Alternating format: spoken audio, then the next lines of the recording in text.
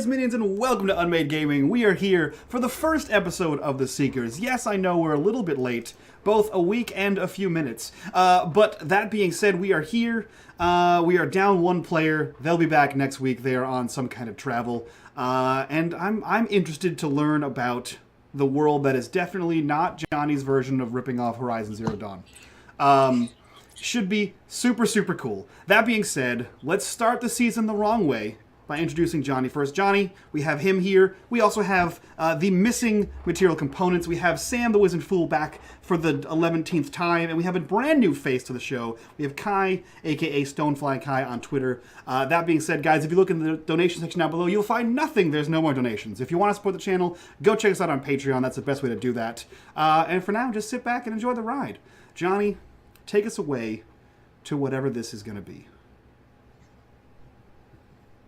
That's it. That's your intro. That's it. Wow, that's amazing. Yeah, it was really short. All right, well, let's get started then. All right, guys. So this is Horizon Zero. This is a game set in the setting of Horizon Zero Dawn, playing Numenera and other Monty Cook Cypher System games. So let's go ahead and get started. The camera fades into the sun, making its final descent towards the horizon. Its fading lights coloring all of the land in shades of orange and gold. The massive gates that stand guard between the Embrace and the rest of the sacred lands is still being rebuilt. A combination of Nora and Karja are working with every moment of daylight to repair the damage done by the Eclipse attack. Though it only happened months ago, the devastation that the corrupted machines and men caused have left their scars on the land and the people. A Nora warrior stands just waiting outside of the construction of the gates. Her fiery red hair makes her stand out among the Karja and the Nora around the construction site. The workers and the Nora braves standing guard at the gates give her a subtle distance, and she surveys the road leading into the gate. Farah, you are just coming from inside of the Embrace, the sacred valley of the Nora. Standing in front of you at a distance is this woman that you know as the hero of the Nora, Aloy. She is surveying the sort of the land and the situation and is completely ignoring the construction. As you kind of look around you at the construction of this gate, it is a massive sort of wooden structure that towers 30 feet into the air with these massive sort of pieces of timber that are being placed back together. By it flows a river that sort of flows in and around and under it. And the construction almost looks complete. The construction workers look and eye you as you begin to pass through the gates, and the Nora guards kind of give you, a strange look as you begin to approach Aloy. As you step up, she turns and she says, "I believe the High Matriarchs have sent you to me. Who are you?" My name is Farah Firecrow, and I'm here to see the Nora Seeker. That would be me. What is your job? What do you do among the tribe?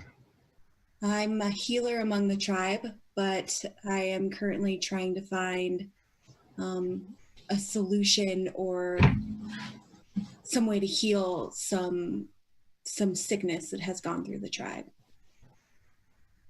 She shakes her head. There is much sickness in the world right now. I'm glad they sent you to me. I have need of your help, but we're not quite ready just yet. She turns away from you and looks down on the road. And as we cut down towards the road, we see a caravan of Karja wagons laden with various supplies in crates being flanked by Karja soldiers as they're moving towards the gates that are at the entrance of the Embrace. One wagon is a little different. It's enclosed and has bars on the doors. And inside sits Tues. Tues, tell us a little bit about yourself and your situation. All right. Tues is a very large fellow. He's kind of that trope from like action movies where it's like you always have like the one warrior guy who's just like kind of grows out as well as up. So he's a big, bulky fellow, just carries a lot of weight. Is very heavily scarred, both on his arms and his hands.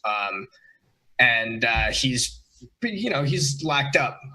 There's a reason. He definitely does not look like somebody who doesn't belong behind bars. He's I guess a political prisoner would be a way of putting it. The guy who was his liege lord may have been on the wrong side of a civil war. And so now he's stuck in this cage. But he's looking for redemption, and he might find it. I think he's got pretty long hair, probably tied back in braids. And yeah, that's what he looks like. His clothes are probably pretty beat up because he's been in this cage. Okay. So manacled and, sort of trapped, encased in this sort of wagon as the caravan is moving forward, you haven't been given a lot of like amenities. And so as one of the guards walks by to come up and sort of check in on you, he kind of looks in, kind of laughs a little bit and tosses in what looks to be a half-empty water skin. You haven't had a drink in days. And as you're kind of grabbing it and like drinking it, there's a bit of a laugh as the taste is a little funny, as if something has been added to it. Good. That bodes well. I mean, yeah, like Tues is like not overly proud at this point. I mean, he's been in this cage a while. He's not doing so well. He's not too proud to, scramble after this water skin when he has the opportunity for something to drink. So, yeah, just hoping that someone lets me out of this cage at this point, I think. Okay. So as the camera kind of sort of pans back from you as you're scrambling for this water skin, we see the rest of the caravan. And towards the rear is a number of individuals who are not Karja, but are traveling with the caravan for the safety in numbers. And the camera kind of focuses in on, I'm going to screw this name up, Tejak? Tejak. Tejak, tell us a little bit about yourself. You nailed it. Tejak cannot disguise what he is. For he is a, is it Banuk? Yeah. He is a Banuk shaman. You can tell because he is the only person, I would assume, in this group who has giant blue wires and veins running in and out of his skin. On the backs of his hands, he has this large square blue panel on each one, and in his arms, these cables move in and out, up and under the skin and over the skin. And on the opposite side of his hand, he has a blue triangle on his palm, and the same sort of lights. These cables run up the underside of his arm, and they run up to the shoulder and end in the neck of him. You can also denote his uniqueness by the massive, almost full-body consuming headdress that he wears, where he has a small skull over the center of his face that comes down to about his nose. He has four metallic white piston-looking things that come out, two in the front at an angle and two in the back that come out laterally, covered in these cables and tubes of red, green, and blue that just sort of go from the top of his head down to about his midsection, which is completely bare except for the pants that he wears and thick winter boots that he is wearing. And he just sort of travels in the back of this caravan, mostly in silence, face almost completely obscured by his shamanistic headdress. And as you are kind of following up the rear, you see that the caravan is beginning to stop as the caravan's head begins to sort of arrive at the construction side of the gate, the Nora gate towards the embrace. And there's a callback.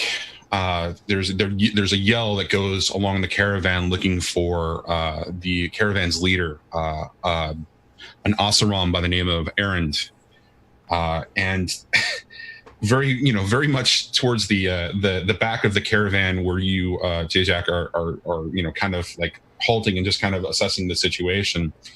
A rather large man rolls out of a wagon, holding on to what looks to be a wine flask.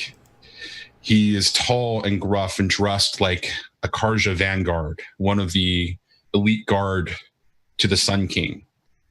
But he looks really drunk and his eyes are a little dazed. You can see that he's got a mohawk and a grizzly beard, but otherwise, doesn't appear to be taking care of himself. And so he begins to kind of make his way moving forward. And you hear him say, "What? Are we okay? Are we here? Oh, it's." And you hear the word Aloy, and then his voice just kind of trails off into in the distance. And as he wanders past the prison wagon, Tues, you can smell the alcohol sort of like reeking off of him. And he makes his way, moving forward along the caravan. And for Feyre, you see this man sort of stumbling his way as Aloy engages other members of the caravan, and there's a big call, "Aloy!" And you see this sort of drunken man approaching and give her an incredibly big hug. As she greets him, kind of pushes him back and makes a comment about the fact that he smells. And as you watch this sort of interpersonal exchange going on, you're able to take in the fact that there was a prison cart and some other individuals in the back. And after a brief exchange, Aloy returns to you and says, "It seems our companions are finally here. It's going to be a couple of moments, but I appreciate your patience." And she wanders and she says, "Wait here." And she wanders off. And Erend is escorting her, and he's just kind of like, sort of moving around and kind of wobbling, and makes his way up to the prison cart. And he's fumbling for keys. And you hear Tues, you hear Erend say, "Well, this one's a little untrustworthy. I mean, back in the time of Jaren, he was a bit of trouble, but he's shown some backbone and wants to do good now. So Avad has granted him some leniency. Here's the key," and it clinks open the doorway, allowing you to kind of step out. Tues steps out and he holds out his manacles to be unlocked as well. And I think his eyes are kind of like naturally droopy, so he always kind of like looks like a little bit like tired or like lazy maybe. But he's looking around. He makes eye contact with the guy and just goes, "No, I've reformed. My time in prison has taught me well. Don't worry." Rehabilitation? Is there such a thing for Karja who were a part of the Red Raids? Just holds out the cuffs. When Erend drops the term or the phrase, the Red Raids, you see Aloy turn to him in surprise and looks back to you. And she says, "I'm not sure I want you. Did you truly participate in Jaren's raids?" "I served the Sun King. That's not the same thing. Loyalty is admirable, but did you do wrong? He just shrugs. She kind of turns and looks to Aaron and says, "And Avad sent him to me at my request." And you see him just kind of like drunkenly shake his head yes as he's fumbling for the next key and eventually just grabs the manacles and begins to pull your hands down as he slowly fumbles as he's trying to slip the ward key into the lock of the manacles. Yeah, so as soon as they're off, he like kind of rubs his wrist a little bit. Like he waits to say anything until they're off, and then he looks back at Aloy and just goes, "He sent me because I'm very good at what I do. I told you, I'm rehabilitated." And what is it that you actually do? I asked Avad for a warrior who can be trusted. Trusted not to die. It's very hard to kill me. She kind of like steps back and assesses you. And this is a woman in her early 20s who looks incredibly sort of young and, just innocent in the world, except when you get to her eyes and you can see that there's a weight of knowledge and experience that just hides behind him as she assesses you. You have a moment of this experience of, this is a grizzled veteran. You've encountered grizzled veterans before, but never in the form of a young woman before. Sure. And so you're assessing her as she's assessing you, and she says, "All right, we'll try this." And she turns back to Aaron and she says, "Does he have any weapons? Did you bring his tools of the trade?" And Aaron says, "Yeah, farther back, there's a wagon farther back. There's an armory wagon. Tues, go get your go." Yeah. So the exchange continues between Aloy and Aaron as you move your way back. He heads off and gets changed out of whatever rags he was wearing. He like gets like his clothes. He's probably wearing some version of whatever the other Karja guard fellow was wearing. Maybe like specifically marked somehow, like some sort of shoulder patch or something. And he goes and he finds like a big round shield, like a large round Captain America style shield, obviously without the red, white, and blue. And an even much larger bow made of sort of metal and pieced together machine parts. It looks like too big for anyone to possibly use, but he slings it across his back along with some arrows that are, closer to being, javelin sized. And that's it. And once he's got his shield and his bow, he heads back over and says, "I promise I won't kill anyone until you tell me to. That's what you want, right?"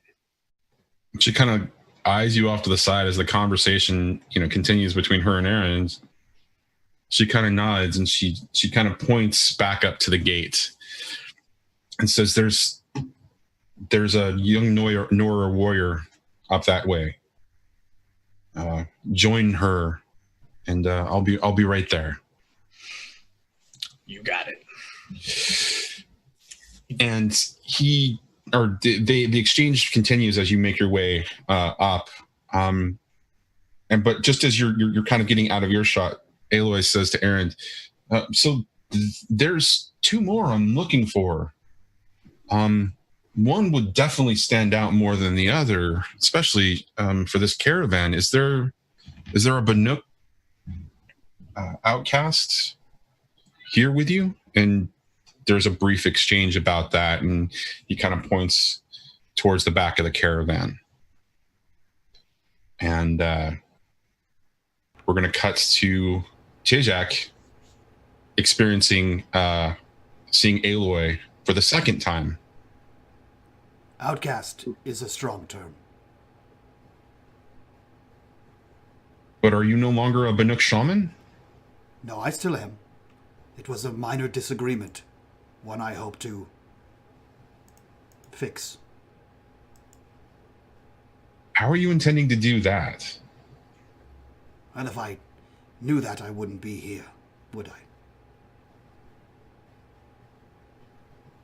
I'm hoping that whatever travels I have here, whatever encounters I meet along the road, and whatever task you ask of me, Aloy, that will lead me to righting the disagreement of my people.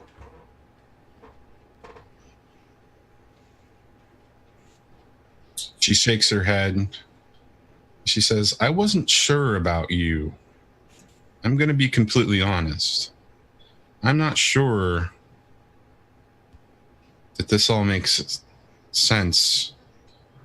An exiled Banuk shaman, but when you came to me in Mother's Crown, I couldn't deny you, and I need help. Well, the world works in mysterious ways. She shakes her head and she says, I agree.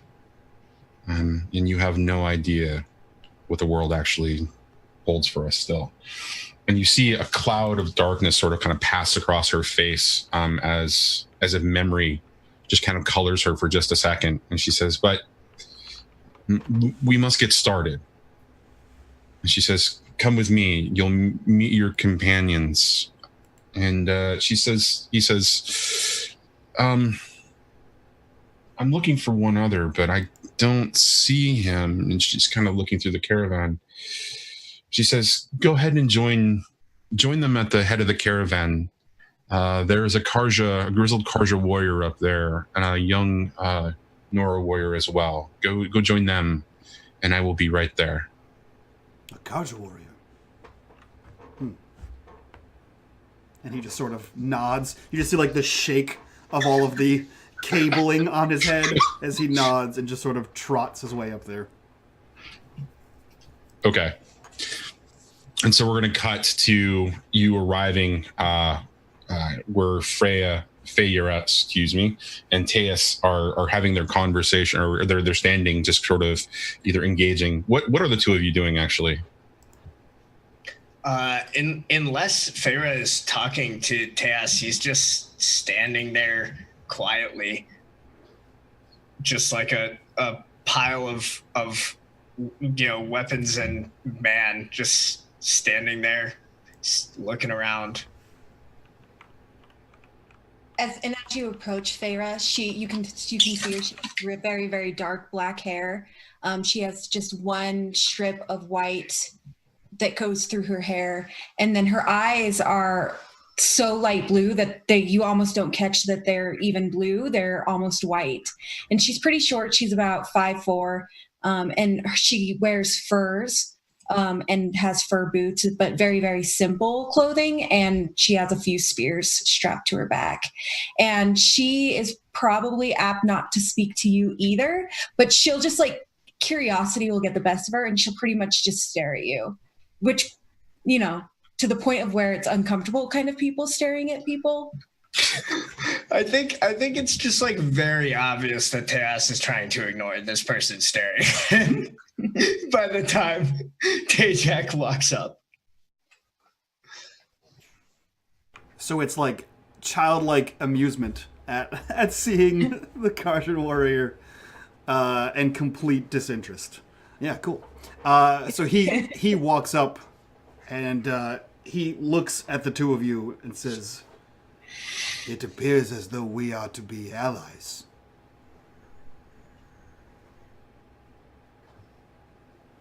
So, have they told you what we're doing? Because they didn't tell me. No. I have spoken with Aloy once before. She encouraged me to come to this meeting again. And now I am encouraged to work with you, and I assume you. And he turns to Feyre. Well, yes, I will be accompanying you as well.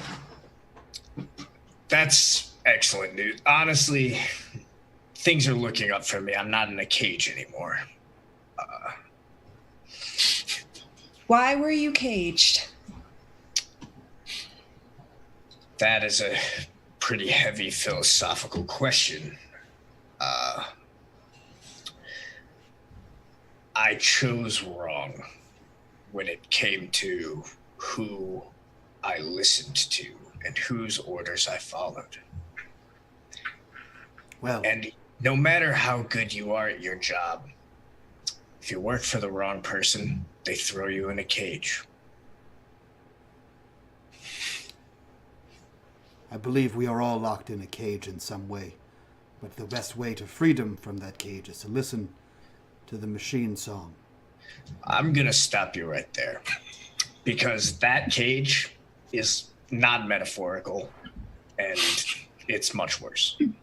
I understand. So, I'm Tues.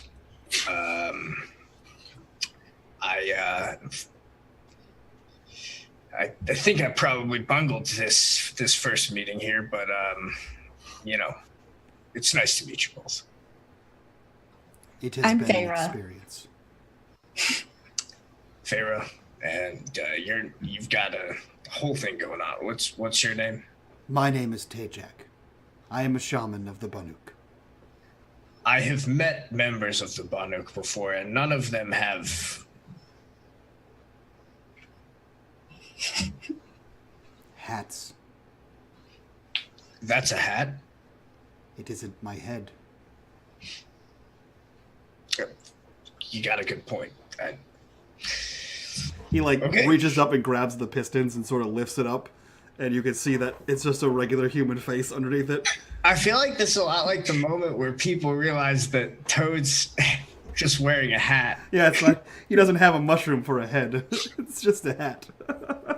Yeah, he just pulls this up, and it's like a 2019 raver costume with all the tubes and stuff. He just sort of pulls it up, and you can see under the skull mask, the metal skull is a he's probably he's younger than I guess you would expect, hunched over under a massive headdress. He's probably in his mid-30s, relatively clean shaven, and he has dark brown, tightly cut hair and a trimmed beard, and he just sort of smiles and puts it back on.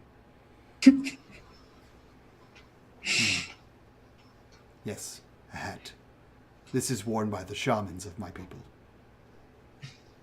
As are these.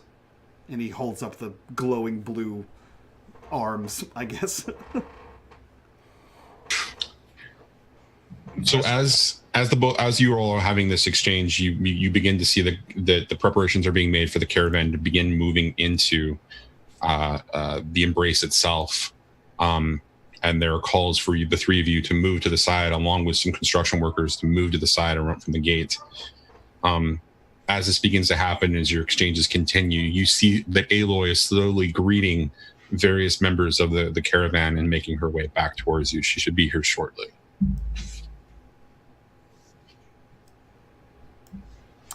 How did you all get roped into this?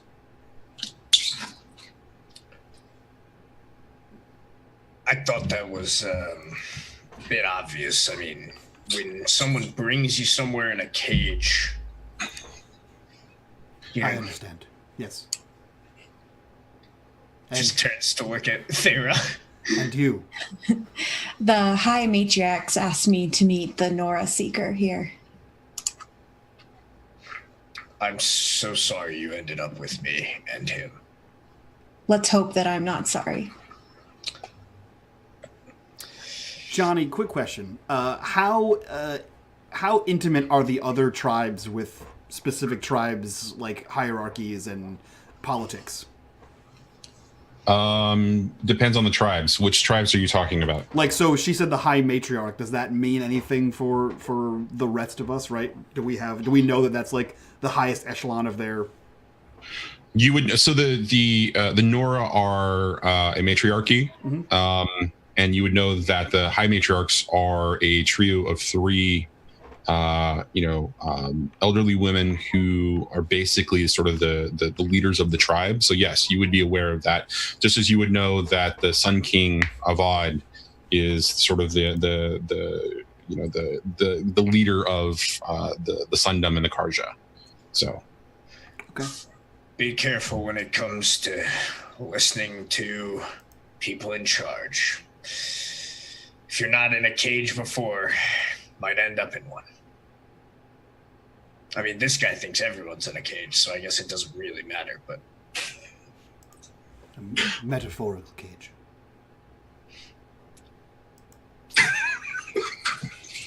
Okay, so as that last line just sort of lingers there for just a second, Ilwig walks up to the three of you and says, Yes, Tejak, I was looking for another in the caravan, one by the name of Krona. Did you see this particular person? I expected them to be here on this particular day as well. I have not seen this person. Were they in the near vicinity of the cage? She shrugs and says, I couldn't tell you. I didn't actually travel with this caravan. I'm just... Aaron tells me that he wasn't aware of, anyone named Krona walking with the caravan. But I mean, I can only assume. I mean, it's a large caravan of about 30 people. I'm assuming that the person might have joined for a while and maybe got lost. I don't know. I met like 3 people while I was in the cage. Turns out it's hard to make friends that way.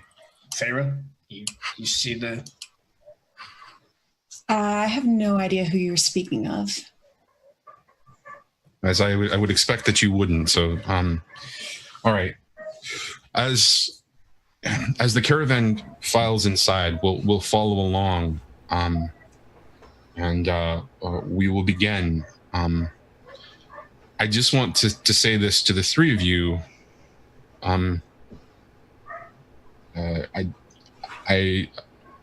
You have the option to say no once I suggest what I'm about to suggest. And to you, Tejak and Teas, the Nora do not allow outsiders into the embrace without permission. And oftentimes, it requires coming from all the way from the High Matriarchs. Given who both of you are, joining Farah and I into the embrace is an honor. Please treat it as such. I missed the part where we say no. I haven't told you yet what you can say no to. Understood. I just wanted you to understand the honor with which that's being bestowed to you, even before you have the opportunity to refuse. I see.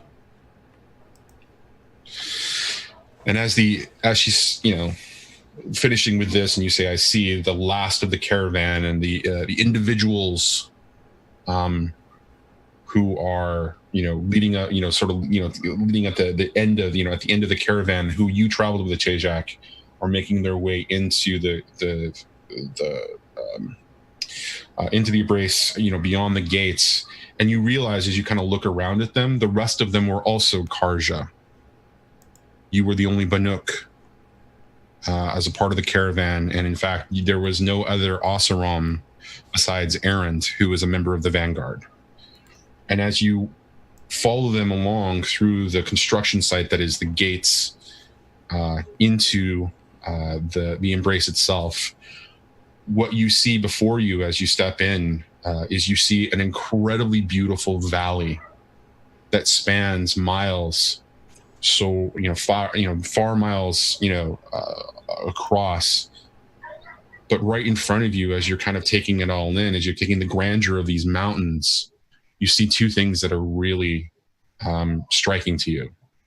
The first is that the immediate area around you looks incredibly devastated. There are trees that are splintered and left sort of like fallen, and there are pieces of the ground that are still scorched where there is a little bit of grass beginning to grow, and the sort of the flora of the region is beginning to come back. but that growth is slow. As you see that there's just, immense devastation, and littered around in this devastation are various machines you don't even necessarily recognize, that you've never actually seen in your travels. Gigantic sort of machines that, look immensely massive and scary. And all of them are sort of either destroyed and in pieces, or they're just, these large sort of like, lurking forms that are just, just still. And the other thing that you notice as you're kind of taking all of this in is up on a far side of the mountain, there is a large sort of monstrosity piece of metal that looks like it has multiple legs and a body, and it's sort of wrapping around the top of a mountain. And this is what the Nora referred to as the metal devil.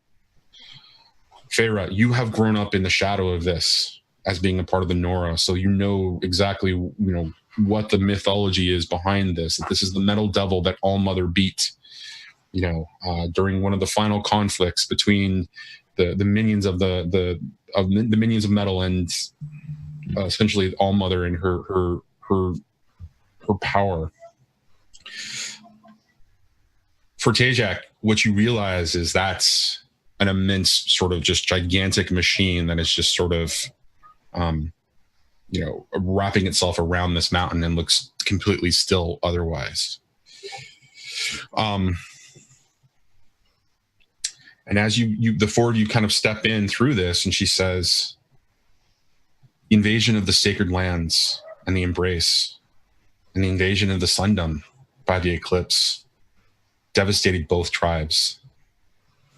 The final battle at Meridian was won, but at an extreme cost. She looks to Feyre and she says, Feyre here is a survivor of the Nora. The eclipse attack on the embrace, on this valley, devastated our tribe. There are only about 100 of us left. And if it wasn't for the Karja and Avad's decision to help us, we would not have survived. It's these supply trains that are coming in, these caravans that are saving my people, our people. And she looks to Teos and she says, that is what it means to be a good person, to be a part of the tribe and the people. That is how you help. That's what I expect of you. And she kind of looks at the valley again and she says, all this, we hope to actually regrow. We hope that the Nora are able to survive on their own one day. But the devastation and the attacks of the eclipse have changed our tribes forever. And now we must work together in order to survive. And for Teos, what this actually reminds you of is the attack that you were not at and a part of. That is in Meridian, the main sort of city of the Sundom, of Avad's kingdom, of the Karja sort of, it's the central sort of, hub.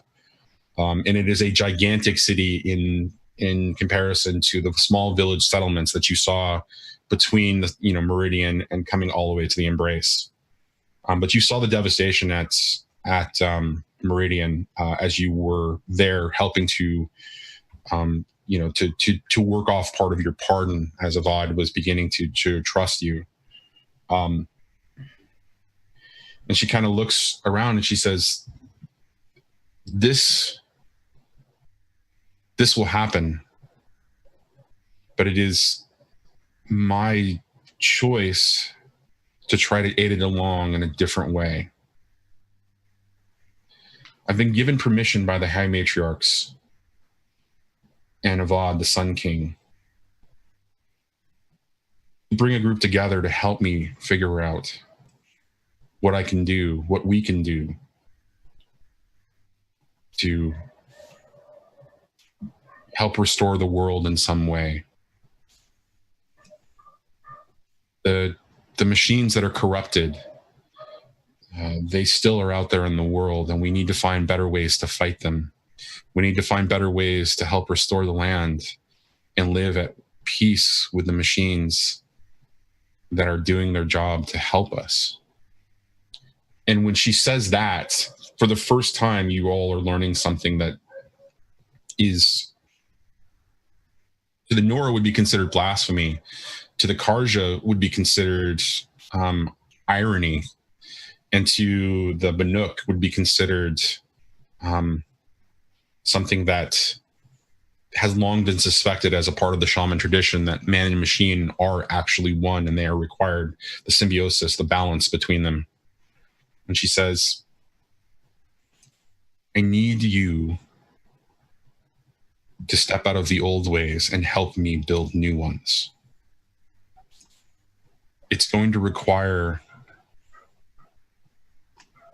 breaking some of the traditions, as she looks to Feyre, of the Nora, and honoring some of the traditions of the Banuk. We must explore the ruins of the old ones and begin to understand what it is that they were doing in order to help rebuild. The High Matriarchs have given you permission for this? My status as Seeker allows me to enter and exit the Nora lands as I need to. But this goes beyond. We're not going to survive. Our way of life is not going to survive unless we find ways to fix some of the challenges that the Eclipse invasion has caused for us. There is no more balance in our worlds. So High Matriarch Tirsa was able to convince the other two matriarchs that this was the right choice. And yes, they have given me permission. If the High Matriarchs see it fit, I suppose I could try to find a path into this balance, although I'm skeptical. I was too. And then I met a Banuk shaman. And he showed me a larger world when I was on a quest for personal vengeance, personal understanding. And it wasn't without the Karja. And she looks over at Teos. She says, it wasn't without the Karja that I would be here today, that I would have the information I have, that any of us would actually still be here. And so you have proposed an alliance and brought us all here. But what is it that you're asking us to do?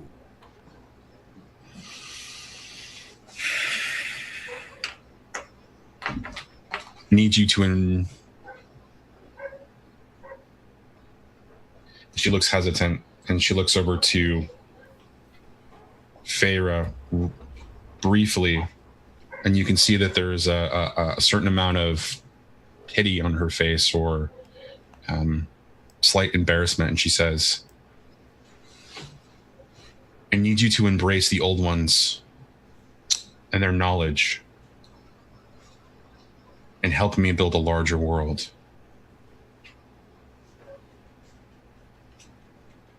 And that starts by you finding one of these. And as she reaches up to her ear, and for the first time, you notice that there is a little triangle device that she pulls off of her ear. And she just holds it in front of you and kind of turns it back and forth. And she says, this is a focus. This is how I was able to survive in the world against devastating odds. This is how I was able to make the world and the machines balance with me. This is a device that will grant you knowledge and wisdom, but can also make you terrible. It is tempting, the things that it can do for you. But in order for me to have the help that I need, to gain the help from you, for all the tribes, I need you to find one of these for each of you. When you do, I will show you how to use them. And as she puts it back on her head, there's a little light, a little white light that kind of glows off of it. And she says, the first thing you must do is find that. And there is a set of ruins in the old one, or of the old ones, here in the Embrace. I suspect you will be able to find something there that will help you. I'm going to take you towards it, and then I'm going to let you find what you need while I take care of some other arrangements among the Nora. This caravan brings interesting interesting items that we actually need for this little venture. Is there something you're not telling us? We have been on this caravan for days, and you have known of a possible site in which these, as you say, focus may be waiting, but you did not have them ready for us, and yet they are so needed for your mission, your quest. Why must we retrieve them? When I was a child, I fell down a hole into this ruin. I discovered this focus. She points to it.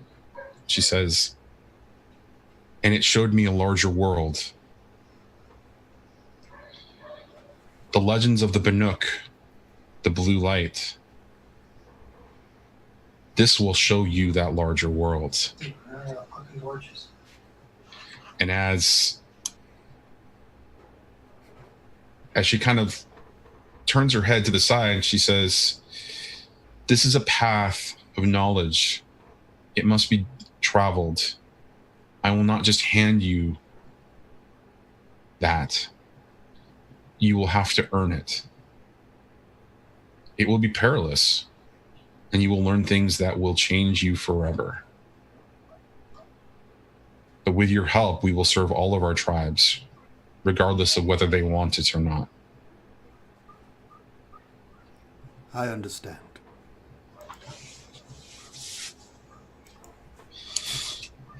And she kind of looks at the three of you again, and she says, I had hoped that Krona would be here, but we will have to figure out. We'll have to find him later. For now, this is what I need you to do. I need you to acquire, each of you, to acquire one of these in that ruins. And once you do, it will be your choice whether to wait for me to, if you put them on or not. But just know if you do, I have only my deepest sympathies for what you discover. I need you also to acquire one for Krona. I realize that he is not here, and I realize that given the answer to the question that you just asked me, Tejak, that I'm breaking that rule. But I'm a little concerned about him not being here. He was supposed to be with that caravan. It may mean his survival. So please, acquire each of you a focus and grab an additional one. This is your chance to say no, though. Once you learn the things that I know, you will be forever changed. Tribal life will not seem the same. I have one final question.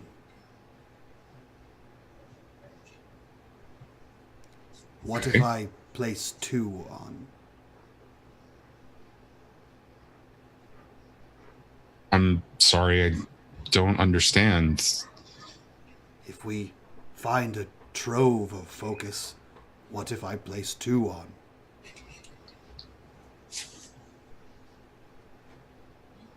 Yours sits on your ear. You have 2 of them. What if I place 2 on?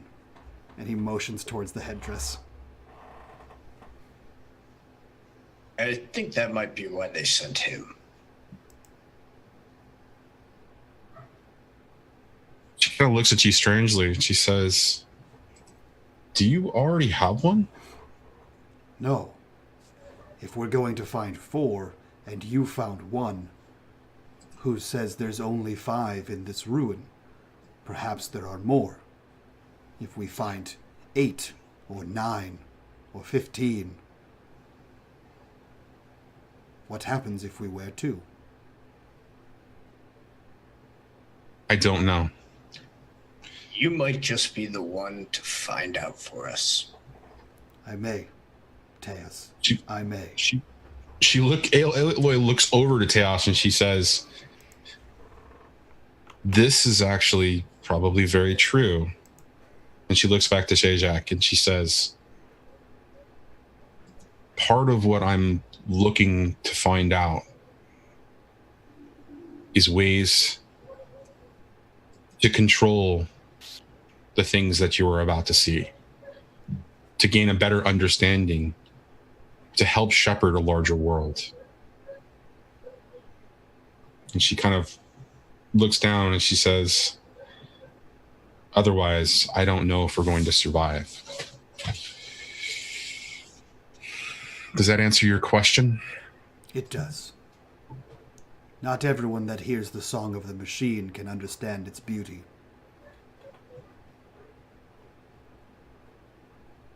I really don't see beauty in machines, but I suppose I will go on this. I guess after all, the High Matriarchs did say balance. So I will take the quest. And she shakes her head. She looks to Teos.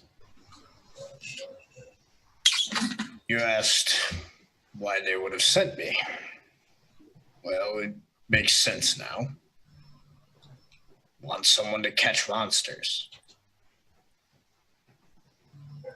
That's send someone to catch monsters, you send a monster. Otherwise, they wouldn't have let me out of the cage.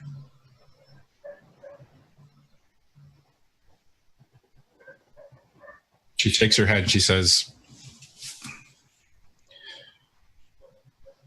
"Well, I hope we don't have to put you back in one too. Because I will definitely make sure that you never come out again if I have to." I believe you. And as she's kind of, takes one last glance at the 3 of you, and she says, "Okay, if you're all in agreement, follow me." And she begins to lead you from this sort of vantage point where you can see into the valley proper, as you can see the sort of the floor of the valley and the climbing of the mountains.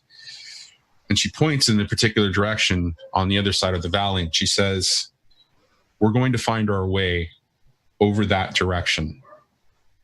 Over there lies the ruins. But before we do that, I'm going to show you why these focus are so important." Have any of you hunted machine before? I have been on a hunt, yes. Do you understand the challenges that it takes just to take down one machine? Oh, yes. Yes. Good. And she says, as she's continuing moving forward, "Now we're going to go off into this high grass over here. We're going to take some cover, and then I'm going to show you something absolutely amazing." And as the 3 of you follow her towards this sort of high grass area and you begin to take cover, she points out in a particular direction. There's a herd of striders over there. If you guys are looking at the game table, you can see a picture of the striders. This is what they actually look like. They're sort of a combination between horses and cows. They're basically machines that look like they're grazing for the most part. And they look incredibly docile too. They're about 5 feet tall at the shoulder, and are incredibly powerful. Each of you have probably seen somebody who has been caught unawares by a strider and been kicked and hurt. And she says, those striders over there, they're being monitored by watchers. And she points out to these creatures. And there are 3 of these things sort of patrolling in a large sort of area around this herd of about 4 striders. And she says, this is what it means to have one of these focus. And she steps forward and she says, do nothing.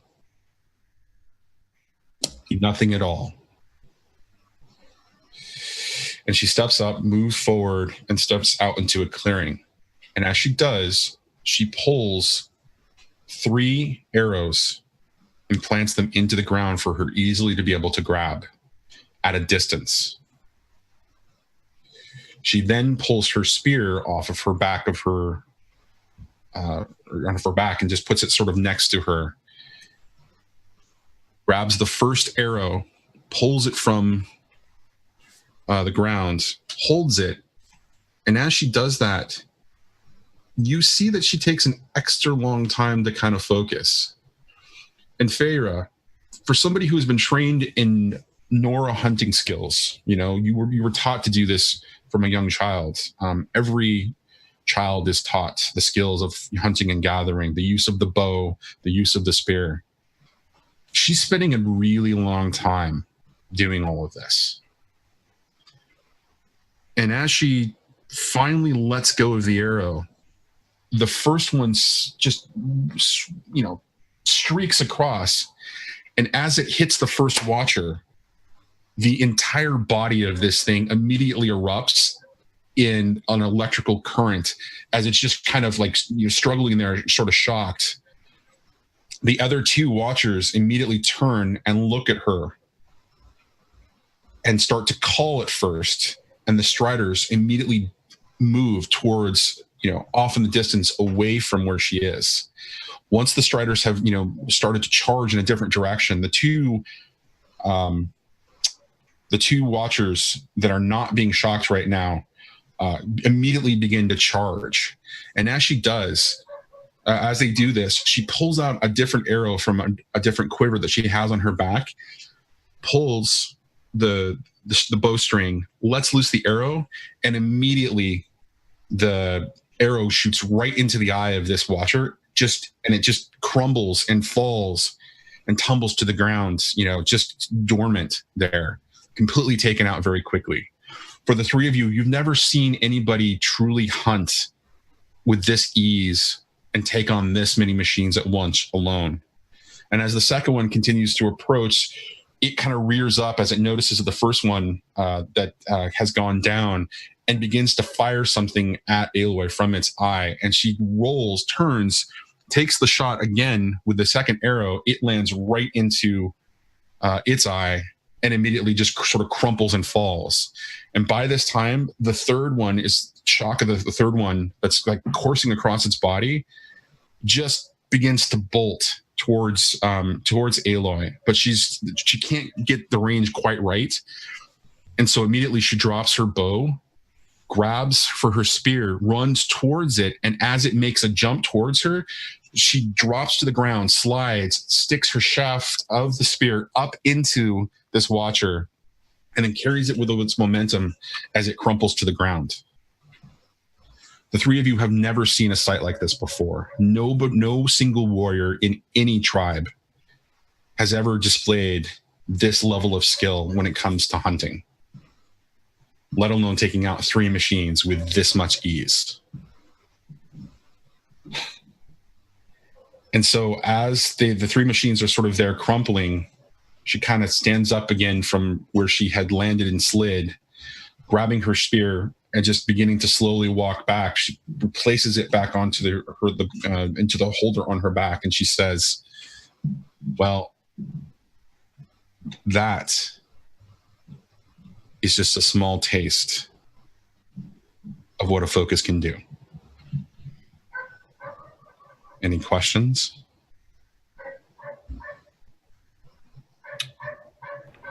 Still, I think. go ahead. No, go ahead. I was gonna say, I think Tues was pretty speechless at this point.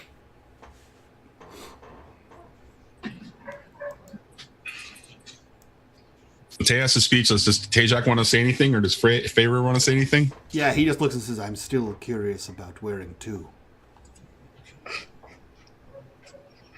She kind of looks at you funny and says, there's something you're not telling me. I don't have time, though.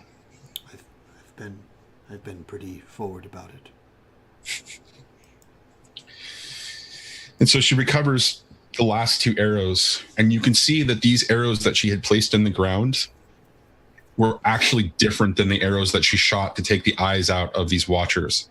You can see that at the arrowhead, there is additional sort of casing or material, and there is a slight blue light that kind of glows and emanates from the arrows themselves at the tip. And she replaces them back into her quiver, and she says, I'm going to lead you as far as the road here. It will take you to just beyond the ruins. Feyre, as a child, I'm sure you were told to stay away from these ruins. You must, I'm sorry, disregard that. The High Matriarchs have said it is permissible. There must be quite a lot at stake, having all of our old ways being thrown so carelessly to the side.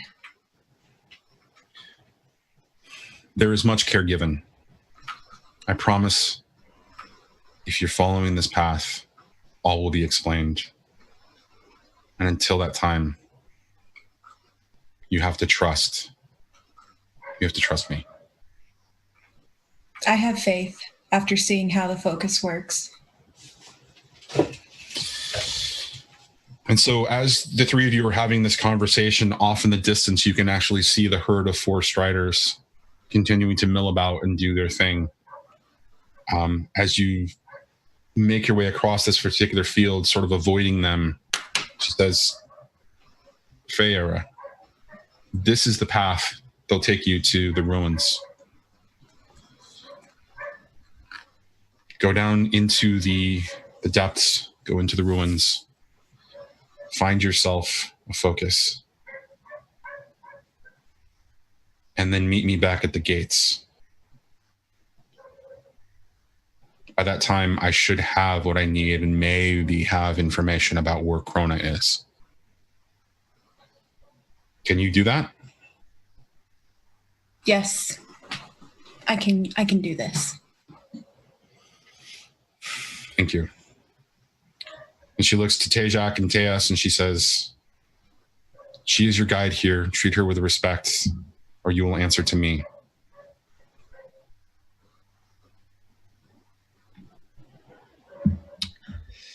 I already got your warning. Don't worry. Just grins a little bit.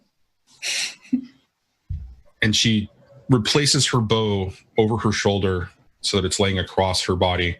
And she says, now I must move on to catch up with the caravan. I will see you back at the gates shortly. Come back safe. And she takes off down the road because you can see the caravan in the distance. As you follow the road, following Feyre's guiding towards the ruins, you walk down essentially a well-worn path of cart and animal and machine, and it takes you to a rise. And Feyre, you know, just above that rise is a gigantic sinkhole in the ground. that leads down into the ruins that you were taught never to actually delve into. But as you're beginning to approach it, you see that there is actually a watcher patrolling the hole in some interesting sort of pattern. And you realize that you're not going to be able to actually get into the sinkhole until you get past this watcher. What do you guys want to do? Tues will look at Feyre and Tajak, and he'll say, I think I may be able to get on top of that thing, run interference. You guys can take it down. What do you think? I mean, that's why you were invited along, right? You're the great monster hunter. I'm not gonna pretend to be able to do what she did back there, but Have you ridden water before?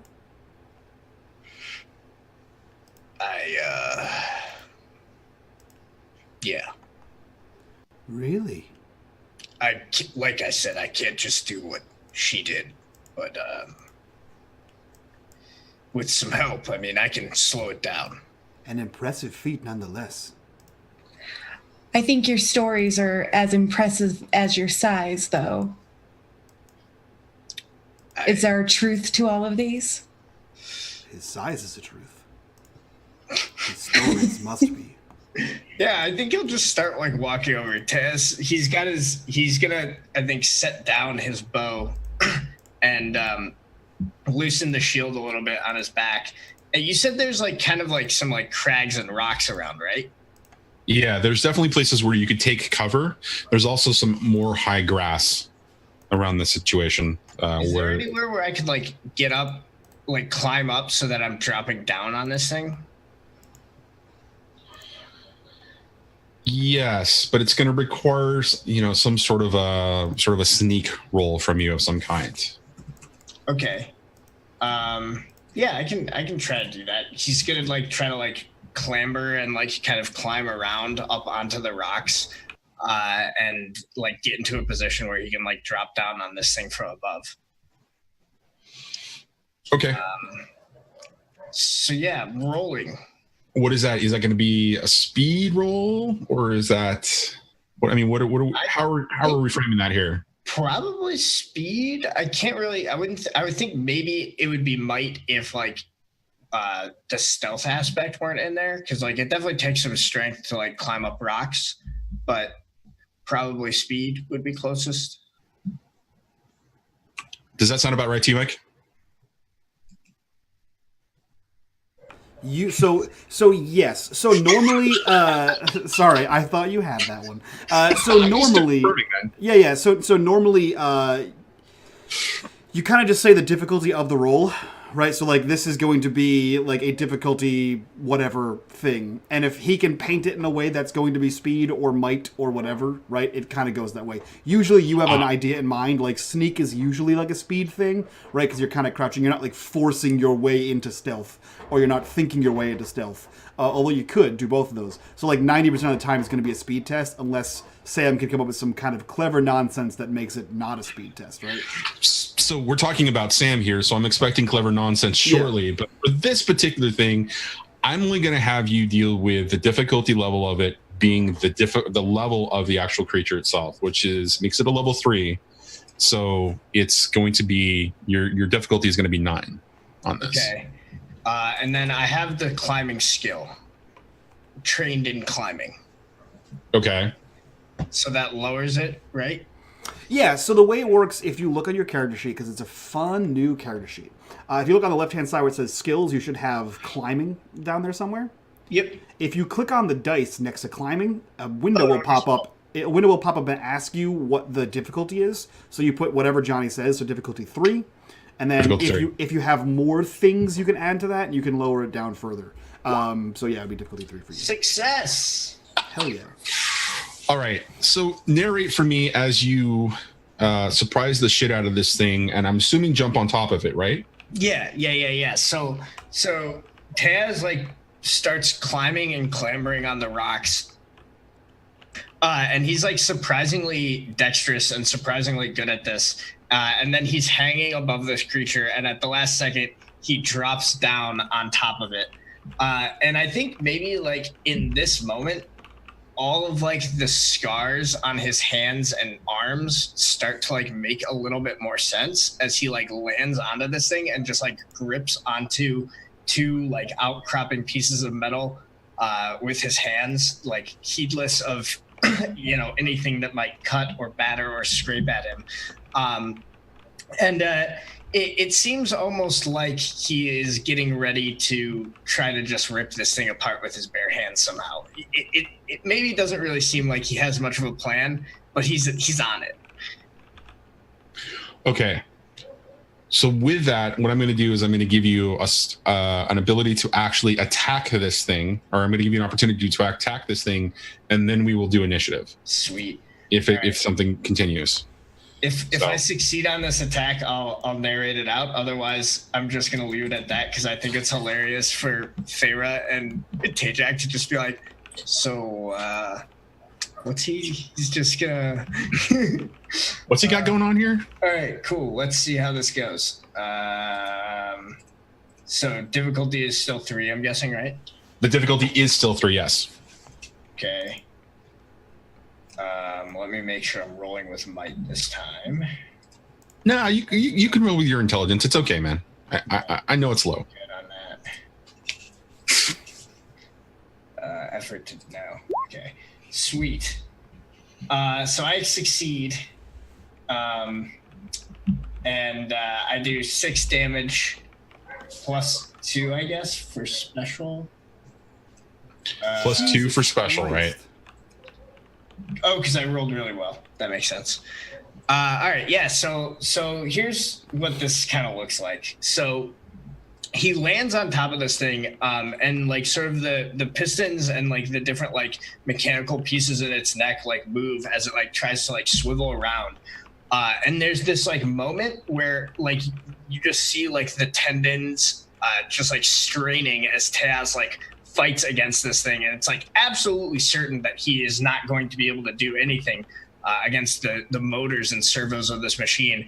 And then suddenly the machine tries to correct itself and twists, and for whatever reason the way Teas is gripping it seems to be just right, because the thing just sort of rips a piece of itself off of it, the servo going in the wrong direction as the motor just kind of rips itself apart a little bit. So the part that you're actually grabbing onto, if you're still looking at the image of the Watcher, you're actually grabbing onto the part behind the eyes, sort of the eye and head, on that sort of neck that is like a long sort of like, sinewy stalk. Exactly. And you grab it in such a way that it twists itself and it snaps its own neck, disengaging the head from the neck as the machine just kind of crumples to the ground. But as that's happening, I'm going to give you 1 XP and do a jam intrusion. Yeah. And as that happens... So wait, what? 2 XP. So you give him 1, and then you give him 1 to give to someone else. Oh, that's right. Okay. So I'm going to give you 1 XP, and then you're going to be able to give something to somebody else. I will give 1 to Feyre. And so with that, what happens is, as just before the neck snaps, as this thing, is trying to struggle, it makes the call. And the call goes out, and you hear it, and it's this sort of like loud, sort of honking sound. And as that happens, off in the distance, Feyre and Tajak, you see 2 more Watchers rushing towards that direction from the sort of the left-hand side from the perspective that you guys are looking on. So just off the rise from where Teos is and has taken out this Watcher. The rise of the sinkhole itself, these 2 Watchers are now kind of barreling their way up towards Teos. So we're going to roll initiative now. Cool. Difficulty is 3 for these creatures? Yes, the difficulty is 3 for these creatures. How do you roll initiative? So on the left-hand side of your character sheet where it says skills, there should be one called initiative. Oh. There it goes. The fun thing about Numenera for the new players here is if Johnny says the difficulty of a monster is 3, that means everything to deal with that monster is 3. To attack it, your difficulty is 3. To defend against it, your difficulty is 3. Initiative, anything is all 3. So once you know it, you're good to go. And then the special thing is that just like if you exceed by enough more, you like do more. Yeah, so if you roll a 17, you get 1 extra damage. If you roll an 18, you do 2 extra damage. If you roll a 19, you do 3 extra damage, or you get to choose a minor bonus, like a minor specialty thing. And if you roll a 20, you get to do either 4 extra damage or a major bonus. Got it. All right, so the question I have here is looking at the roll that Tues just rolled. He gets +1 to special to damage for the next attack, or no, all it was that one attack. It was that one attack. Yep. No, but no, so that's for this is the initiative roll. This is not the damage roll. Oh, so because it's initiative, there's no real damage to it. That only affects combat rolls. I just wanted to clarify, given the way that the roll frame works. Yeah. See, now Freya, on the other hand, just rolled a nat 20. Congratulations on your first nat 20 of the game. You get to either do 4 damage or a major effect, right? So there's no damage in initiative, so you get to decide if you want to do a major effect, which could be like, on your next action, you get to attack twice. Or, the sun hits in just the right way that gives Tues an advantage on his next attack, or that gives him a free asset on his attack. You can kind of make up whatever that major effect is, Freya, and as long as Johnny says that that's cool, then there it is. It is cool. Okay, so looking at this, it looks like it's going to be Feyre, then Tues, then Tejak, and then the 2 Watchers that are going to go. So, Feyre, what are you going to do? Can I see like clearly the direction they're headed in? Are they both headed in the same direction? Oh yeah, they're both barreling towards, as a pair moving towards Tues. It is obvious that the Watcher that just went down, when it made the call, it made Tues look like a nice hungry piece of morsel. Are there like saplings in this area, like bendable trees? Or no? Are there bendable trees? No, there would be a lot of a lot of growth. Mm-hmm. But it wouldn't necessarily be like saplings at this particular point. This part of the sort of the valley of the Embrace wasn't actually devastated as badly. Okay. So I suppose I will throw one of my spears at it and then just use the major effect for +4 damage. Is that how that works? That's up to Johnny. Yeah, you're more than welcome to actually do that. That's perfect. That's what I'll do. Okay. So go ahead and roll your attack. I didn't actually put anything in there. Just roll a d20 at this point. It's all good. When I type that in, it's just /roll d20, right? Yep. On d20, yep. There's not actual like d20 in my character sheet, right? No, Ooh. you're fine. That would be a 4. Yikes. Okay, so as you kind of see the angle and watch, you're watching them do their, as they're making their climb up onto the rise, you pull back and you throw, and just at the last second, one of them sort of veers off to the side, kind of, splitting and making a, for sort of a, like a pincer attack. They're going to come in from 2 different sides. And it's at that moment that your spear just sort of, sails past into the situation where that one Watcher was, not even noticing that the 2 of you are there, making your attacks as of yet. So, I don't, if I remember correctly, just to make sure I'm very clear on the rules here, mm-hmm.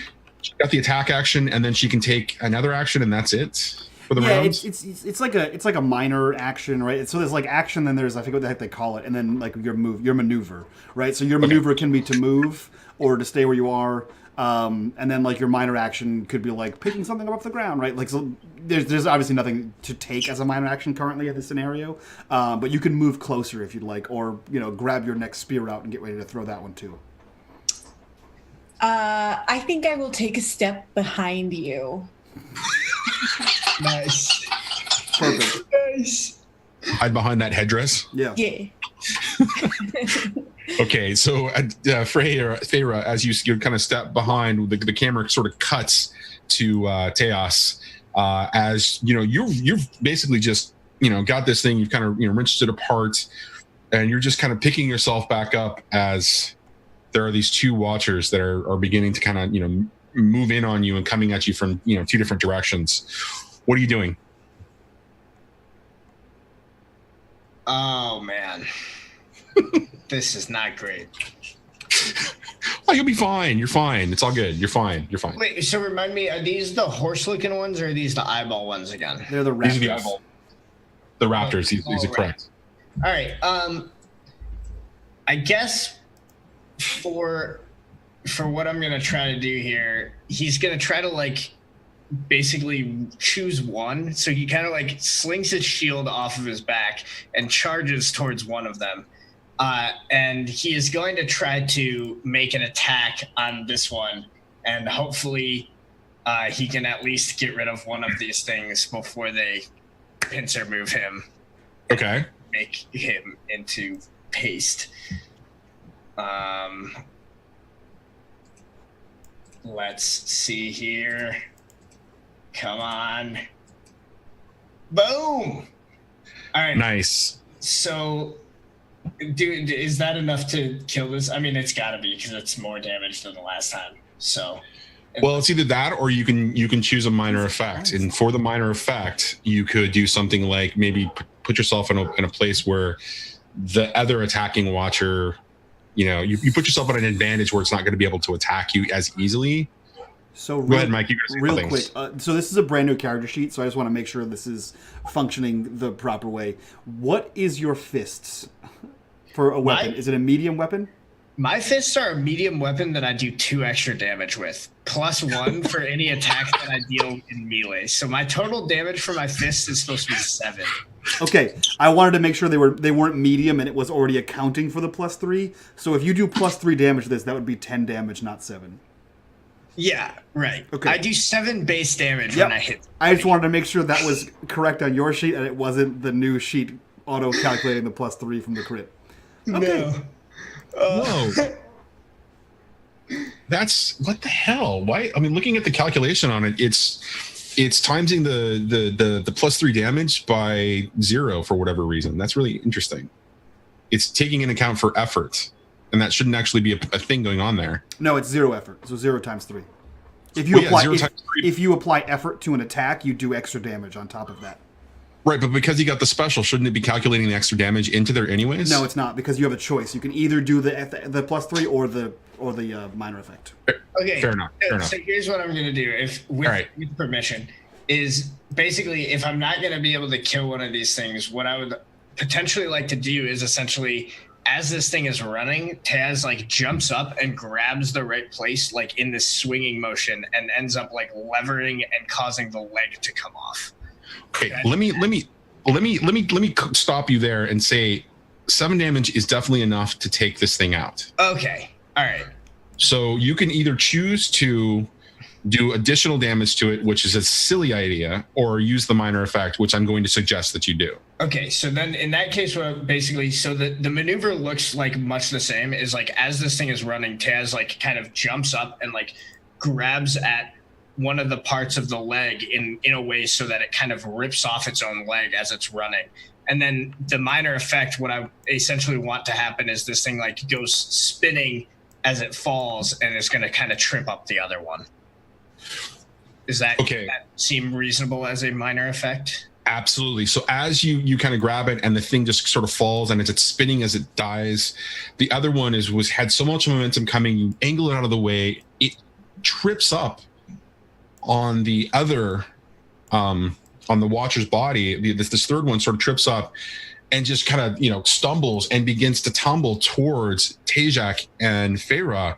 But as it does, it just kind of rolls and just is kind of lying there, and it's prone for just a second as it's just trying to kind of right itself, giving Tajak an opportunity to do whatever he's going to do. Tickle its belly. Yeah. I'm gonna talk to it. Give it a Good watcher. Who's a good watcher? Hey, buddy, how are you? I can ride you too. No, I am going to. So this is a secondary one. That's tumbling towards us, right? Yes, it's just like it's tumbling towards, and then it's become prone. So you can either attack it while it's tumbling towards, or you can grab it, you get it while it's prone. No, I think you. So Feyre, who is hiding behind the headdress that is Tajak, you just see him squat down into like a very low mushroom kind of pose, and you see all of the cables and fibers and just sort of like scrunch up, and he looks kind of like an old ball. And then you see his hands kind of move behind him, and then you hear this weird like clicking noise, and he produces a bow out from his back that is made entirely of metal alloys and parts of these creatures, and it just sort of like the two ends just sort of flange out into a bow, and then he reels back on the bow and sort of leans back as this little tiny squashed down man and fires his arrow at this creature. And I'm gonna go ahead and attempt a little roll. It's going to be a difficulty 2 because this thing is knocked prone. Okay, cool. Difficulty 2. Kapow. Success, 4 damage as I peg one of my arrows into this guy. Where were you aiming for? In any particular place? I don't think any particular place because it was kind of in motion, right? It was tumbling, so just to hit it at that point. So the arrow just sort of sings out and kind of nails the thing in the neck, and as the arrow just kind of pierces through and goes through the neck, it gets caught up in the sort of the tumble as this thing is coming to a halt, and you see sparks beginning to kind of fly as you see the blue light of the eye on the front of this thing go dark. Ooh.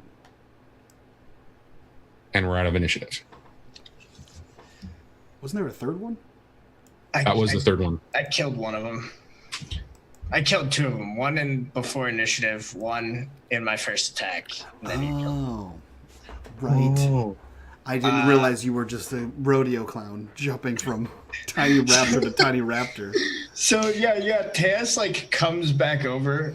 He I think the best way to describe the way this dude walks is like a lumber, because he kind of moves side to side a little bit when he walks as well, right? So he sort of lumbers back over, slings his shield back onto his back, grabs the bow to put back on his back as well, and looks over to Feyre, and it's like, see? I definitely saw. You did what you said. You could ride it. That's why they send me for this sort of thing. Is that the largest one you've ridden?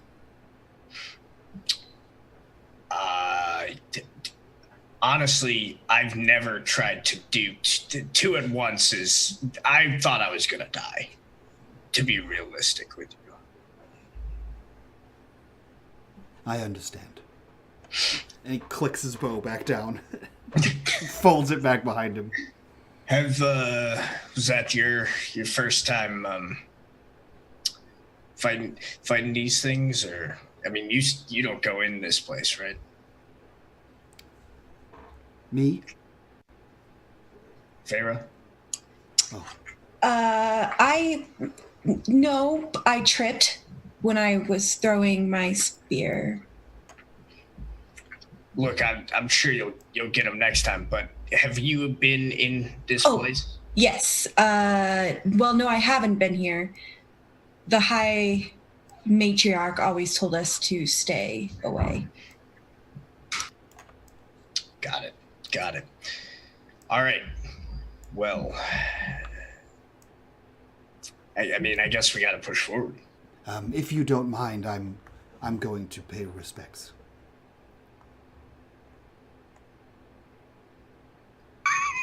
What does that mean, Mike? Tell us what Tejak does. He doesn't actually wait for a response. You just see, like, again, the shuffle of coils nod as he walks over to the closest one.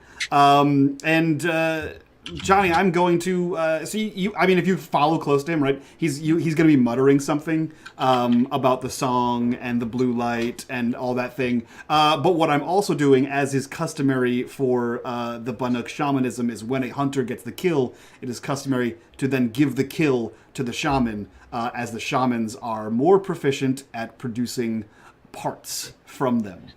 So I'm going to salvage these 3 creatures if I can. You do so. We'll talk about the mechanical benefits of that off screen, and that way we can, kind of move the narration along a little bit. But as you take your moment, you take your blade and other tools that you've kind of acquired over time to remove various components and parts from these 3 watchers. Okay. Now, just to make sure, this would not be weird to like any of us, right? Like, this is why you would hunt these things. So machines. So there right. There are two reasons why you would hunt the machines. One is to prevent them from continuing to sort of encroach on human settlements of any kind. So in all the tribes, it is some element of the sort of the way that they operate that. All their soldiers are trained in some level to, take on machines and take them down. For the Nora and the Banuk, it's more of there's more of a sort of a tribal sort of tradition, and there are rites and rituals around it. For the Karja and the Oseram, it's become more about salvaging parts and sort of kind of grabbing materials necessary. For the Karja, there's an extra special element that we can talk about.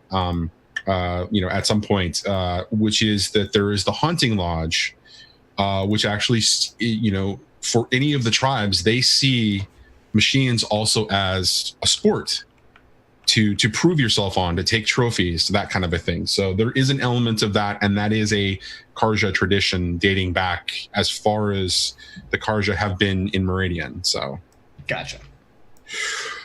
Okay, and so as as Tejak is kind of doing this, Feyre and Teas, you were kind of just able to take in, sort of the rest of the valley.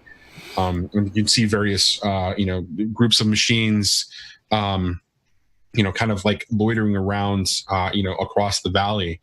And the sun is really beginning to set as Tejak, does the final sort of like, scavenging on the final watcher. And the sun just kind of dips below the mountainside as the valley begins to get, become in shades of blue and black as darkness falls. And the 3 of you stand at the precipice of the sinkhole, and you kind of look down, and there's sort of a faint sort of a glow going on there down below. What do you guys do?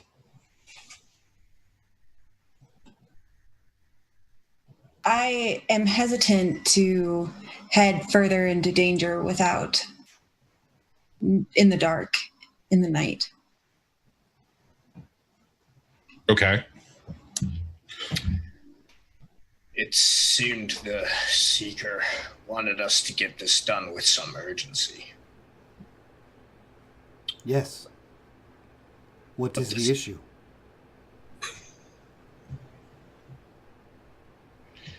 Look, this is Feyre's land.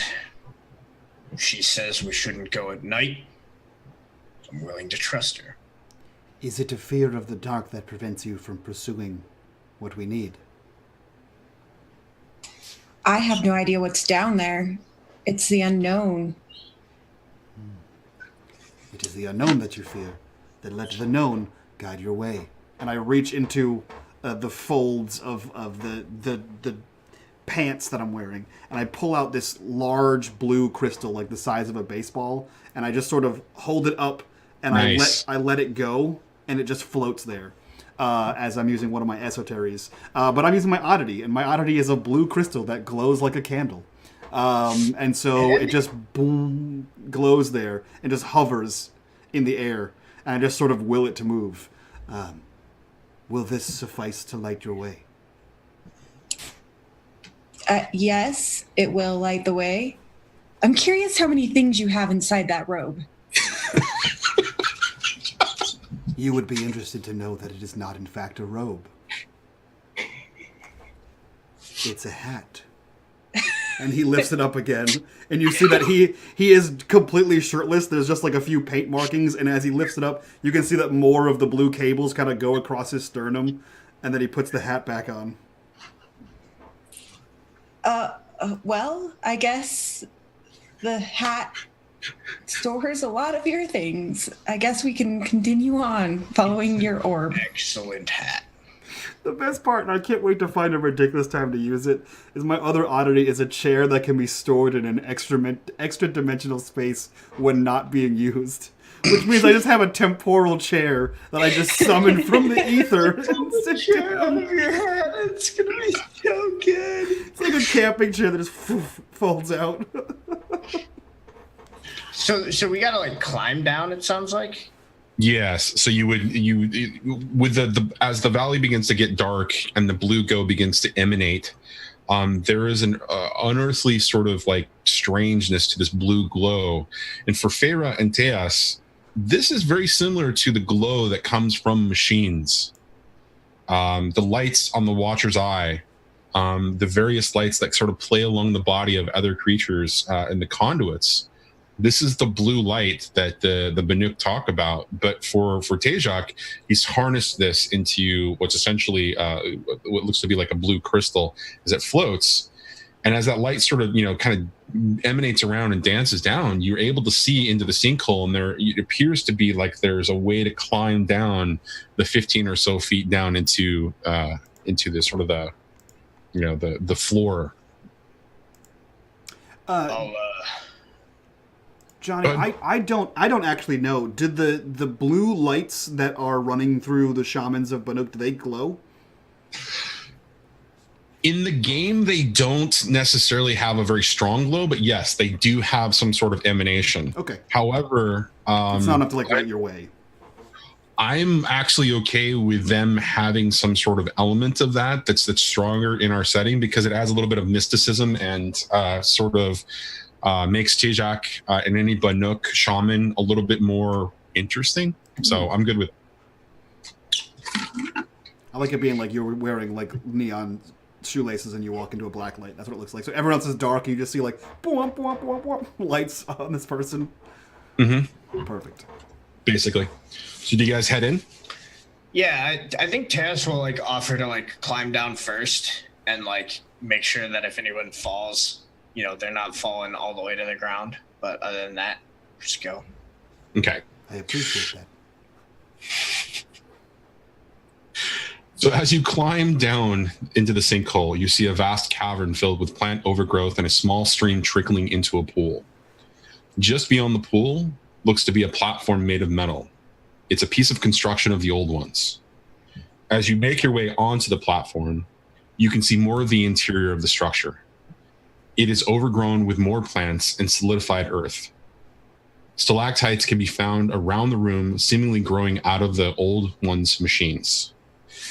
What you see in this sort of cavern is, a roomed structure, and this is really just imagine, what looks to be like the interior of a cave, but if you could recognize it, and for anyone who's been into an old one's ruined, the rooms are square or they have really interesting shapes, but there are flat sides to it, and they are metal sides. And so as you walk in, you see this, the stalactites and sort of the growths that are coming out of the sort of the various consoles. And there's a chair that's just sort of like sit there, but it's like encrusted in, dirt and mud and everything else.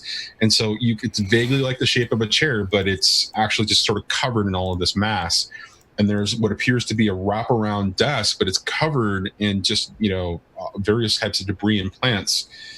And so the blue glow just kind of emanates across this entire setting, and you get a sense of this first room, and there's not much to it other than what appears to be, this sort of, structure just off to the right-hand side. And there's a doorway just beyond, and there is a shape on the ground just beyond the doorway that is barely caught by the blue light. What's the shape? You can't really tell until you get closer. Okay, cool. I think so. Tajak kind of looks to everyone and says, "Is this your first time in the ruins? In any ruins?" This is my first time. Yeah, I don't know why I would have come here before. Then, if I may. And he just starts to walk forward. Okay, so as you do, you come to the doorway, which happens to be really just, normal square shaped.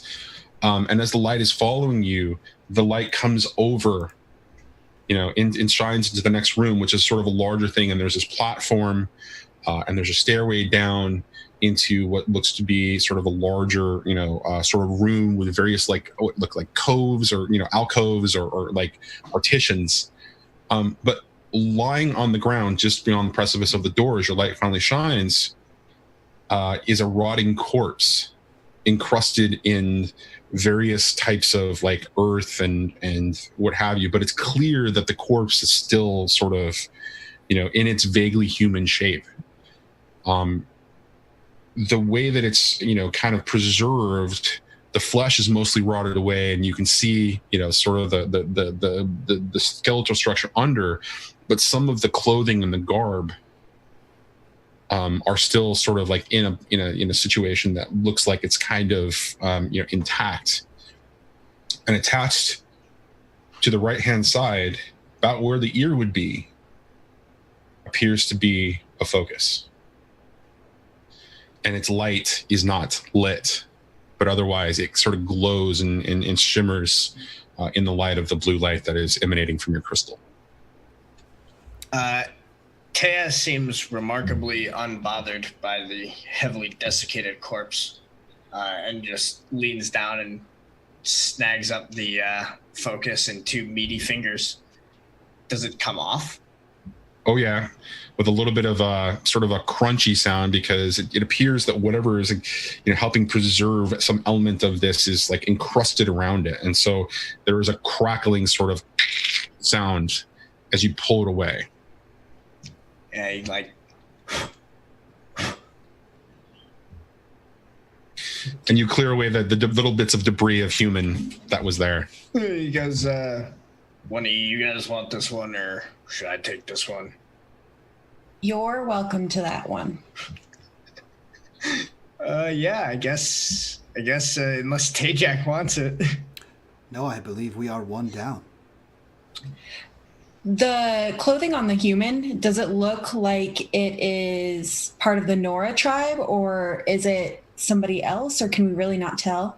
It is garb that you have never seen before, because it covers the person from head to, or from neck all the way down to their legs, and they appear to have weird sort of feet covering on them too that look vaguely, if you were to know what that meant, like boots. Basically, the person looks like they're wearing a military jumpsuit and they're wearing combat boots. Oh, cool. Do I have the sense at all that maybe there was another like task force sent out before us, or if there was somebody maybe that like came in looking for the focus? Or give me an intellect check of some kind. That's what it sounds like to me. What's the difficulty? Ooh, wow. Let me look at the table real quick. Yeah, this is definitely going to be difficulty 4, so it's going to literally be, the description is difficult, so you've got a target of 12.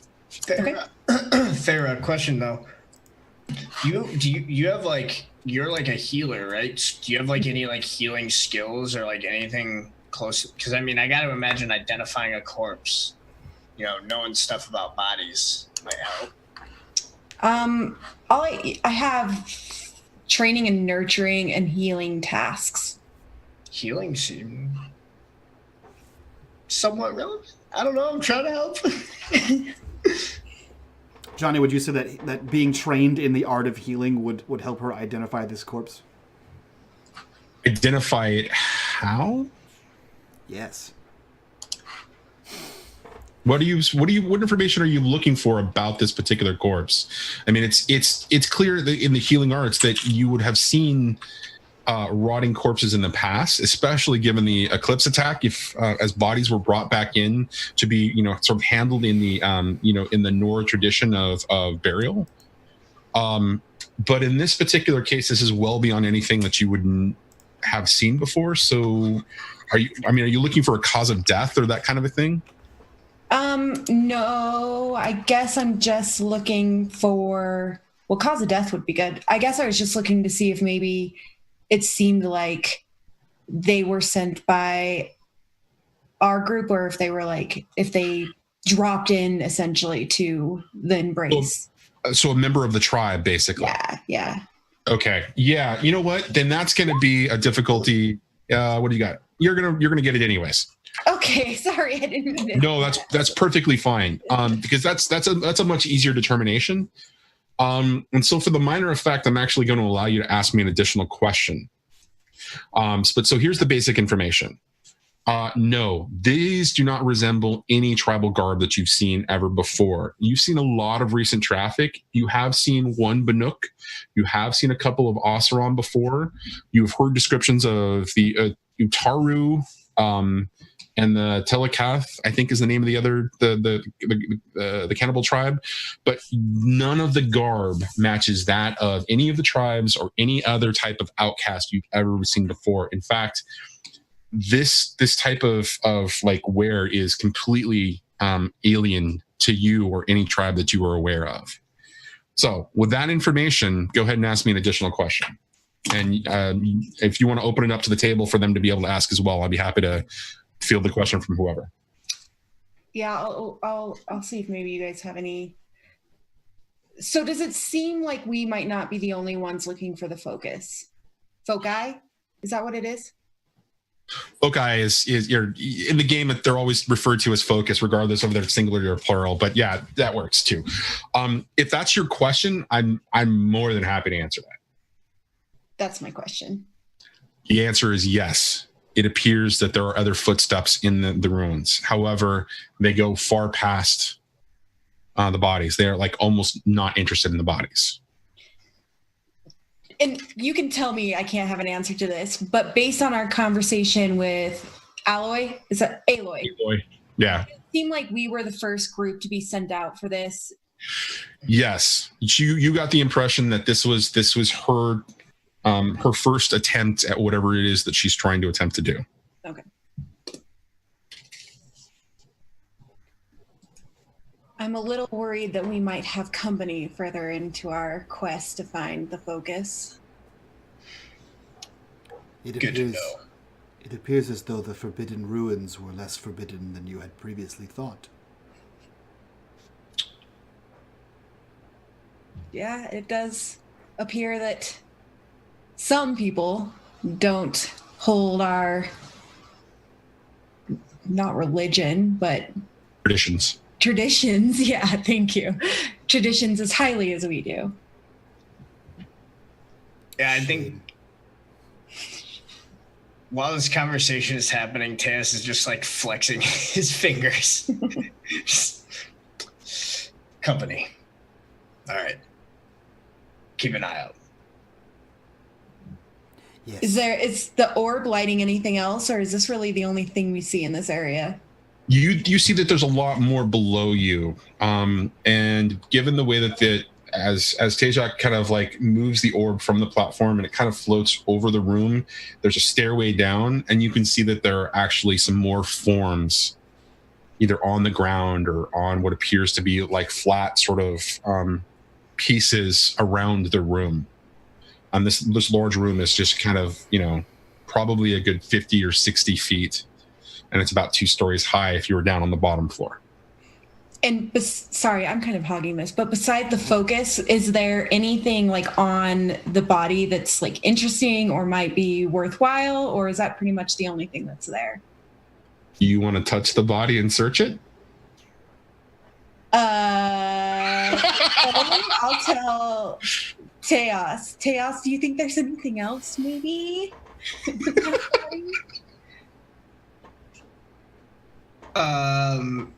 So you're trying to get him to root around in this body, basically, is what you're asking him to do? Yeah. Yeah, he'll probably just do it.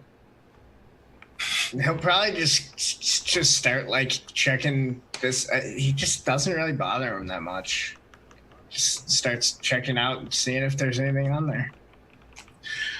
As you begin to kind of feel around the body, as you kind of begin what would be a rudimentary search of somebody's body that was dead or a captive or whatever, the crunching sort of crumbling sound continues as the form just begins to kind of collapse in upon itself. And at one point, it just immediately, the chest cavity just kind of collapses completely, and up comes this like rush of like guts and dust just at you, and it's just like kind of stuff. Oh God, that's a person. I'm breathing a person. Yes. I don't think there's anything there. Well, thanks for searching. No problem. But in the pursuit of knowledge, you have learned a valuable lesson. I'm Not on the to do pursuit that of some again. water right now. Oh, perhaps we'll find some. I sure hope so. This way. And he steps forward deeper into that room. Again, the blue crystal is just sort of floating next to him, lighting. So as Tejak begins to lead the way, he leads the way along this platform to a stairway that just kind of leads down into the room proper. And you see more of the same, in respect to the condition of the room. There looks to be partitions and walls that kind of rise up from the ground. And they appear to be like, they lead in, and then there's like a collapsed sort of, or not like a collapse, but like a closed area. And there appears to be sort of like, what appears to be like a platform of some kind on one side, and there's a platform on the other. And on a couple of the larger platforms in some of these areas, you find more of these sort of corpses sort of encased in this. And not on everyone do you find a focus, but eventually you find another focus and another focus. And so eventually you find 3 additional foci or whatever. And now the 3 of you have exactly what you you sought after. Do we find enough for Tejak to have 2 focuses? Yes. So we find a total of 5. Or a total of 4. You find enough to be able to outfit you for 2 plus 1 for everybody else. Perfect. What do you guys do? He holds the 2 of them up, like he hands them out. He says, "This one is for our missing companion, and these, I will figure this out." And he puts them away. Interesting. Those go into your hat. Did they attach to my hat, or did they go just now? You just put them in your hat. Yes. Do you have pockets in your hat? No. I've never seen a hat like that hat. Have you ever seen a Banuk shaman before? No. Then that makes sense. How many of there are you? Just one of me, but there are many Banuk shamans. Oh. Each tribe has a handful to assist the chieftain. No. Perhaps you can make a hat with pockets. I don't think I need a hat, but thank you. You never know. Should we head back? We have the focus. Good choice. That seems fair.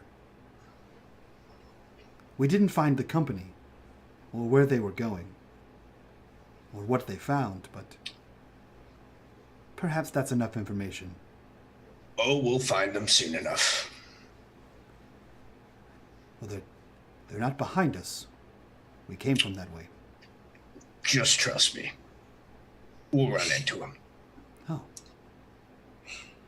These things always tend to work that way. We're going to run into them eventually. Then I will place my trust in you, Teus. If there's one thing you can trust when you're around me, Tejak, it's that something's going to go bad. Probably quickly.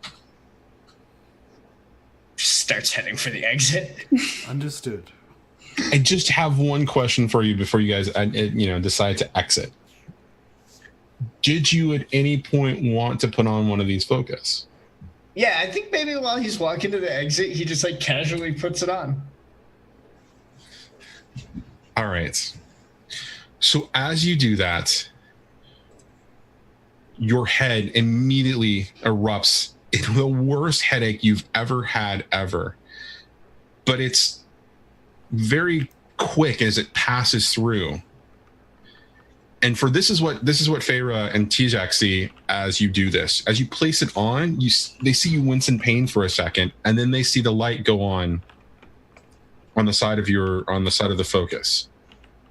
Teos, this is what you see. The world around you changes ever so slightly. Subtle things begin to appear sort of around you.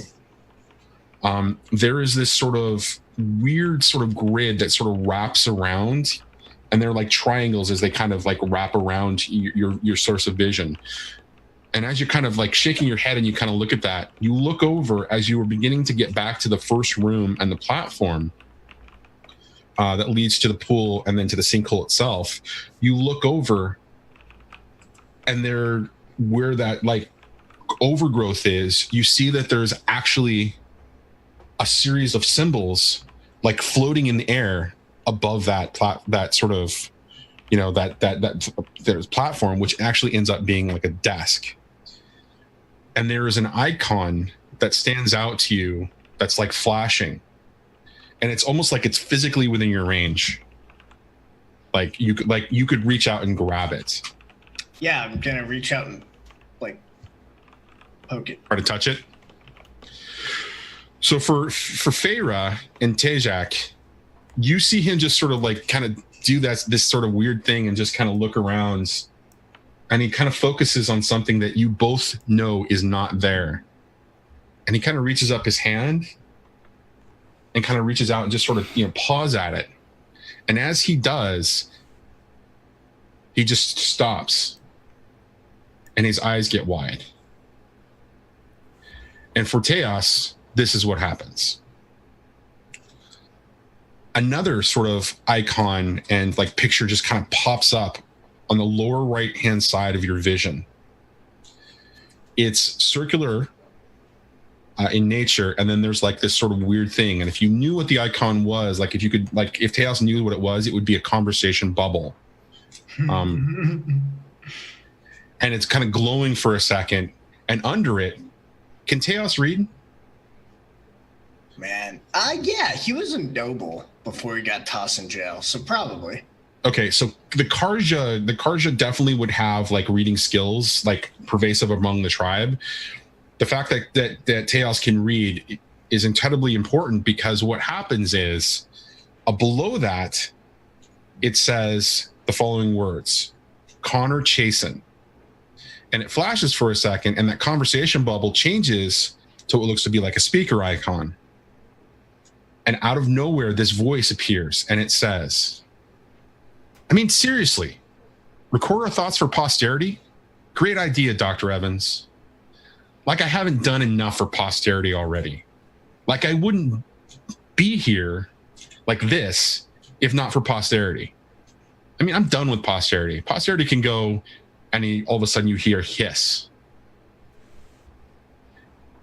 And the text of that also appeared sort of in front of your vision at the bottom. And it's like the icon is flashing, and below it says, where it says Connor Chasen, below it says play again.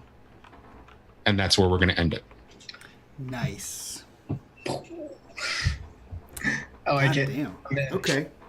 Now I got to go buy a PS4. Great, thanks, Johnny. Yeah. So, guys, this was the first episode of The Seekers. We are playing Numenera 2. We are playing in the world of Horizon Zero Dawn. All the mechanics you see are either from the book or from the mind of Johnny.